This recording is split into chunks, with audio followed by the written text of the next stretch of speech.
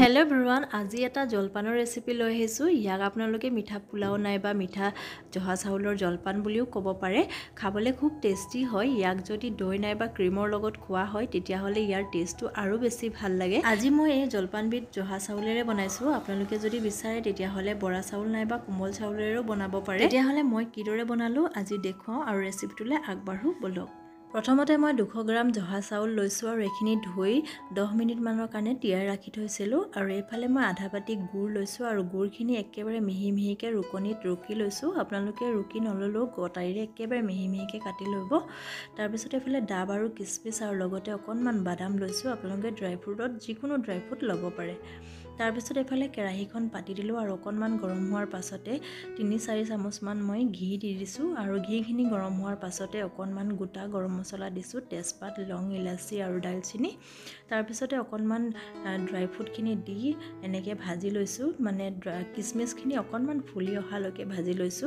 বেছিকৈ ভাজিলেও অকণমান কিচমিচখিনি তিতা হৈ যায়, সেইকাৰণে অলপ ফুলি অহাৰ পাছতে মই বাদামখিনি দি দিলো আৰু বাদামখিনি দি পুনৰ 1 মিনিটমান ভাজি ল'লো। তাৰ পিছত লগে লগে দি দিলো চাউলখিনি আৰু চাউলখিনি দি এতিয়া অকণমান সময় ভাজি থাকিম যেতিয়ালৈকে চাউলত থকা পানীখিনি ভালদৰে শুকাই নাযায় আৰু তেলত যেতিয়া চাউলখিনি ভালদৰে ভজা হৈ যায় তেতিয়াহ'লে আপোনালোকে মন কৰিব যে গোটেইখিনি চাউলত তেল লাগি আৰু চাউলখিনি এটা এটা হৈ যায়।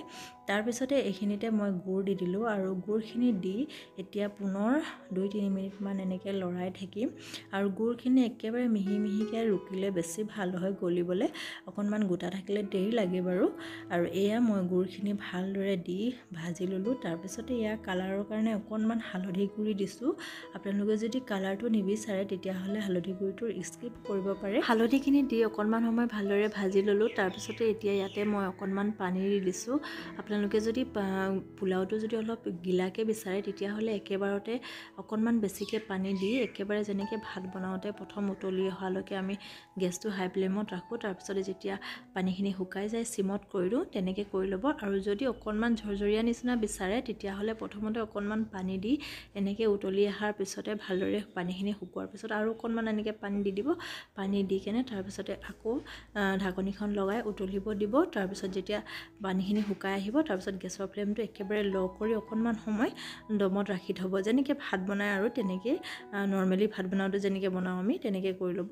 আৰু এয়া ফাইনেলি হৈ গ'ল পোলাও ৰেডি। আৰু এয়া দেখিছেনে একদম ধুনীয়া ঝৰঝৰীয়া হৈছে। আৰু যদি আপোনালোকে বৰা চাউলৰ বনায় তেতিয়াহ'লে হয়তো অকণমান গিলা নিচিনা হ'ব পাৰে, কিন্তু তথাপিও বনোৱাৰ পদ্ধতিটো ছেম হয়। আপোনালোকে এনেকৈ বনালেই হৈছে।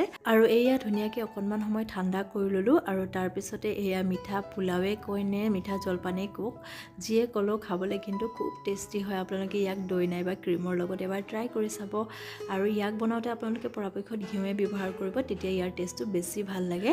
বাৰু আজিৰ ৰেচিপিটো আপোনালোকক কেনে লাগিলে কমেণ্টত জনাব আৰু ভিডিঅ'টো যদি ভাল লাগিছে তেতিয়াহ'লে লাইক এটা কৰি দিব আৰু ফ্ৰেণ্ড আৰু ফেমিলিৰ লগতো শ্বেয়াৰ কৰিব আৰু নতুন হ'লে চেনেলটো ছাবস্ক্ৰাইব কৰি ল'ব।